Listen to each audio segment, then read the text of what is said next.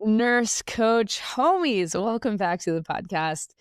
So, I have a lot I want to share with you guys. And if you're down to strap in and be along for the ride, props to you because I have no clear path that I'm going to be going down in this podcast episode. I know that I have a lot of really, really juicy stuff that I want to share with you guys.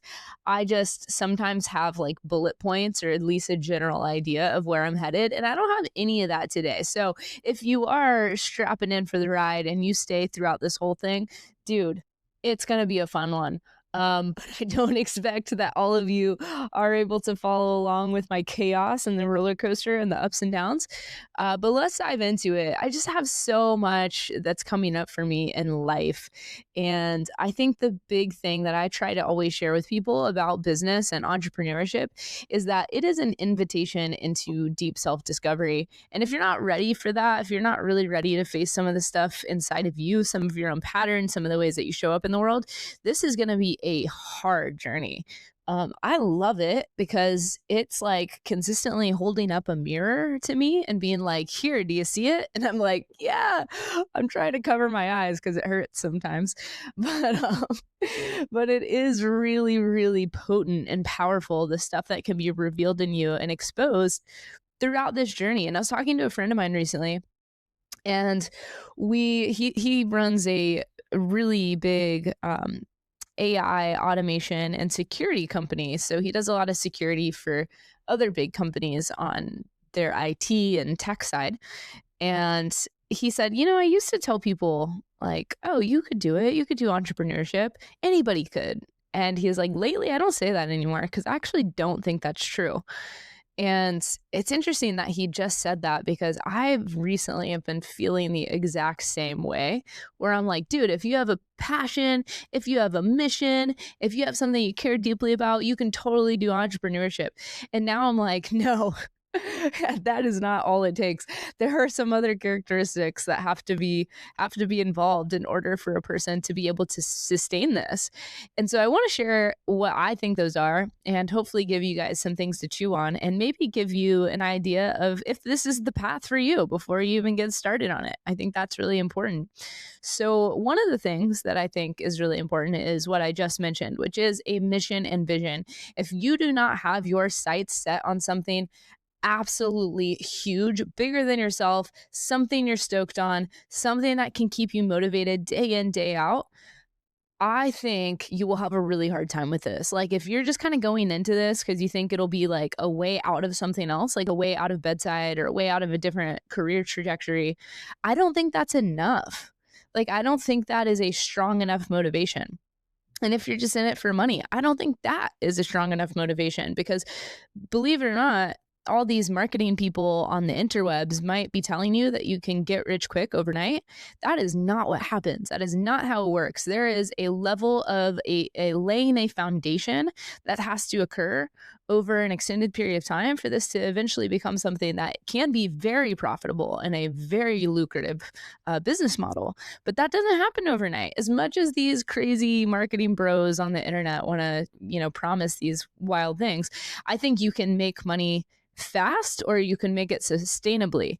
I don't know that you can do both well. And so I'm here to say I think it's if you just are in this for the money, it's not going to be enough. Like eventually you will realize that there is so much that goes into this that if you're not fully strapped in with a very clear mission, vision and passion that is driving you, I just don't know that it's going to last. The next thing I think is that you should be relatively relationally oriented, like personable with a personality people want to be around, somebody that people enjoy the energy of. I think if you're a like I don't want to be mean, but like if you're somewhat of a dull human that's just not living a life that people want to emulate or want to be around, it's going to be really hard to create a business like this one. I'm not saying you can't create a different kind of business, but in coaching businesses, people don't just buy coaching. They buy into proximity to coaches. And what I mean by that is they really are magnetized to people's energy and the kinds of spaces and containers that people create. And those spaces and containers get created based on who you are and the qualities that you bring to the table. And so if you just generally don't like people, I don't know that this is the move. I don't know that this is the best business model. Like maybe do something you don't have to interact with humans that much, right? And that should like go without saying. But just in case, I think that is also another quality that you should have. Again, you can do other forms of business and entrepreneurship that do not require being personable and likable and relationally oriented and things like that. I just don't think coaching is the right path. The last thing, and I think this one is really, really important to talk about, and maybe the thing that I'm kind of seeing as the quality that often people are missing that creates kind of a dead end for them in a new path like this is risk tolerance. It is the ability to decide that you're going to try something, even though it might fail. You're going to put yourself out there, even though you might embarrass yourself. You're going to pull the trigger on an idea that you have, even if it may not work. And you have the mindset of, you know what? I'm either going to win and become really successful with this, or I'm going to learn something. I think the mindset of win or learn has had me winning in every situation that I've ever been in because I literally do not believe I can lose. And that might sound crazy, but like everything I've ever spent money on, even if it didn't get me the outcome that I hoped it would, I have learned something that I needed to get from that. I gleaned an insight or maybe even a way that I don't want to do things. Like maybe I paid for something in somebody's space and all I learned was how I don't want to do coaching or how I don't want to do entrepreneurship. That still is so valuable to me. Like to me, that is what I paid for. I paid for that insight so that I could create something different, create something that is more congruent with who I am. I think risk tolerance also has to do with a person's willingness to invest in themselves financially, energetically, time wise. Like, are you actually willing to put some skin in the game with the things that you say you want and the results that you say you want to get? If you're not, this is probably a dead end. You won't get very far. Because I think, and this is so interesting to me, because I know a lot of people, they step into this business and then they're like, I don't understand why no one wants to pay me to help them achieve their goals or get to where they want to be. And I'm like, well, have you paid to achieve your goals or get to where you want to be? Have you actually invested and put skin in the game in that way? Because if not, there's your block. You are living incongruently. You are attracting who you are, not just I personally believe we don't attract what we want, we attract who we are. If you put out really positive magnetic energy, you will attract that kind of thing into your world. If you put out a willingness to commit to your goals and results and invest in yourselves in these different ways, you will attract that, right? So, and I don't want this to be heard as like you have to be willing to like take out an extra loan and crazy shit like that to like invest in yourself for some wild business mentorship or something. Like I have a very affordable business mentorship. There's very affordable business mentorships out there that will not require you getting a new mortgage on your home and things like that. I think it's crazy sometimes what people ask of other people. I've heard of coaches being like, yeah, you should pull out a new line of credit to join my program. I think that's wild. I'm not saying do any of that stuff. I'm not saying put yourself in a situation that is going to be financially irresponsible or prevent you from making rent that month or putting food on the table. What I am saying is for what you are able to in a way that is responsible and in a way that is still going to make sure that all your needs are met, be willing to put some skin in the game so that you value the experiences that you are stepping into in other containers and other spaces. And this, again, goes beyond finances too. This is about time. This is about energy. This is about your mindset. Like, are you going into things ready to get new information, ready to spend time actually soaking in a new skill? A new way of seeing the world. Entrepreneurship kind of requires that you start to see the world a little bit differently and that you develop a ton of new skill sets. Like this is the first time, if you're just stepping into entrepreneurship, this is the first time you're probably ever having to ask people for money. As nurses, you weren't even allowed to accept like a gift card. You definitely were not allowed to ask for money. I mean, that would have been a real no-no. But like, you're not even allowed to accept a gift card or like a plate of cookies unless they can be shared amongst the unit. So you now stepping into this new like skill set of knowing how to enroll people and ask for a fair exchange for the services that you provide, that's all brand new. Marketing is all brand new. Learning how to create offers that can actually be sold is all brand new. I even think that like learning how to connect with people on the internet that's not weird or sleazy or cringy is like a skill that apparently some people need to learn and develop. And I say apparently because I've seen a lot of people do a really interesting job of this. Well, I'll say that. I don't want to say they do a bad job. I think this is all subjective, but man, I think it's interesting the way people go about it sometimes. I've certainly had my own experiences with that. So I digress. I just think like risk tolerance is so huge in this because you cannot win without taking risks. I mean, think about the casino example. Like, if you want to win big, you have to put something in. Like, no one's gonna keep paying for you to hit the slots, right? No one's gonna keep paying for you to put another 20 in on roulette. Like, it's up to you. You are the creator. You are the author of your own story. If you want to create a new path, it is going to be up to you to actually be the person that makes that happen through your own energetic investment, through your own financial investment, through your own investment in your time into learning these new things. And if you don't have the ability to tolerate some of the risks that are involved, then you may as well not start to begin with. And I just want to be really, really honest with you guys. I would rather tell you up front than you like go and waste a bunch of money on this new path if you're not really this kind of person, and if this is just not the thing for you, and if this is not really what you're willing to put in the time, energy, effort, and money into. And so I think like right now I'm just in the season of just unfiltered raw truth. Like, I'm not going to sugarcoat this. I am not going to give you like, oh, it's all rainbows and butterflies and sunshine. I have an extraordinary life and I've put in a lot to get here. I work very little and make crazy, like, pinch me money for how much I do work. And it is not something that happened overnight. And it is not something that happened without me investing a lot into myself. Again, time wise, energetically, financially, and with my effort to actually create this.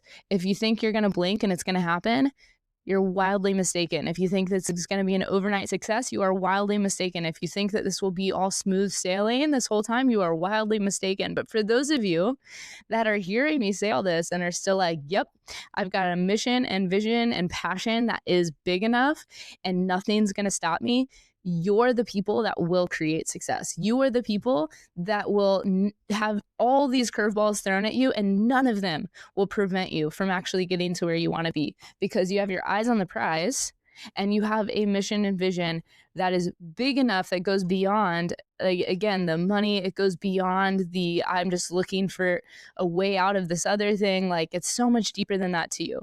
If you can remain focused on that, you will do well.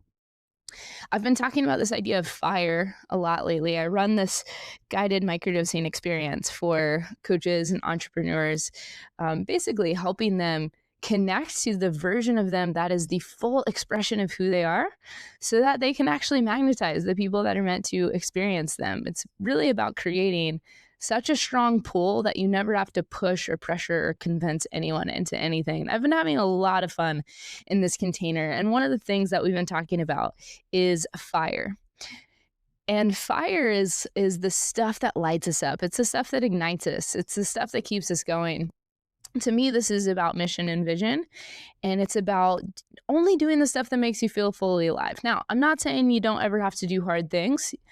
Life is going to be full of invitations into facing different challenges and obstacles and becoming the next version of you through those. But I believe that reconnecting to our fire, the stuff that lights us up, is the very thing that will keep us going on a new path like this. And I think there's two things that can happen when we disconnect from our fire. Number one is burnout, and number two is boredom.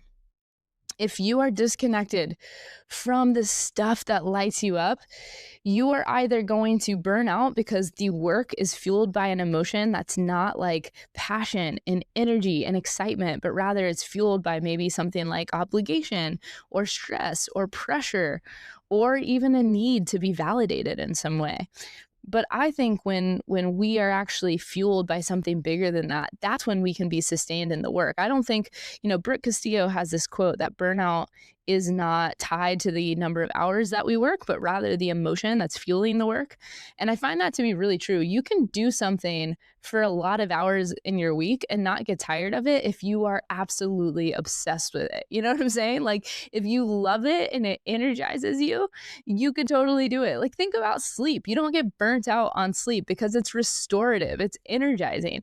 There are things like that you can do that you can spend a lot of hours doing, and yet it's restorative and energizing to you and not draining and depleting to you. So I actually think that burnout is not just about hours or hustle or working like crazy. I think it has a lot to do with what emotion is fueling how you're showing up and the work that you are doing and presenting in the world. And then the other thing that I think that can happen when we are disconnected from our fire is boredom. And lately, I've been seeing this in my own life, a little bit less related to my business and a little bit more related to just like my personal life. I have seen this in my business where I've, at different points gotten bored of doing the same things or whatever. And I've needed this like new spark of creativity, which is actually part of why I created Flow State. I was super passionate about it. I wanted to do it. I was like, this is a new offer and a new thing. And is it going to disrupt my marketing from my main offer, which is Catalyst, my business mentorship program? And I was like, I honestly don't care. Like, even if it disrupts my marketing and what people think that they should jump into, should they jump into Flow State? Should they jump into Catalyst? Well, now they're confused. And so they don't join either. Like, I did not care about those consequences. I had no idea if it would work, but I decided to do it because I had the nudge and I was really lit up by the idea.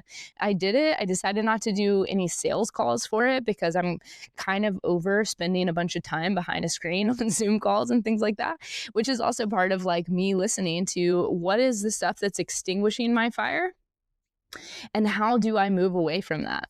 And one of the things that I saw extinguishing my fire is spending a lot of time on Zoom. And so I was not going to do any sales calls for this, any enrollment calls, any Zoom calls. I have the one a week calls with the community inside Flow State.